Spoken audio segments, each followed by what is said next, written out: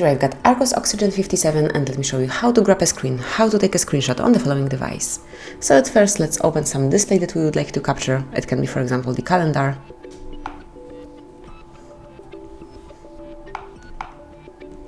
Got it. And if you would like to show someone your plans for November, simply open this display and now tap on power key and volume up, volume down key all together. So volume down and power key. And as you can see, the screenshot has been made. Now you can also use the second method of taking a screenshot. So let's open some other display, maybe the settings.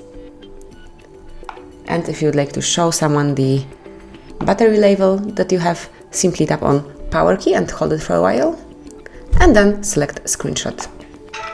And that's it. As you can see, it has been also captured and now you can find it in your gallery. So let's open the list of all applications. Now find and select the gallery, which is here, photos. Select albums. Confirm. Let's go to albums, pick screenshots, and as you can see, both of them are included here. And now you can share them with your friends, you can edit it, delete it, or do whatever you want to with those pictures. So that would be all. This is how you can grab a screen in your ARCHOS. Thank you for watching. Please subscribe our channel and leave the thumbs up.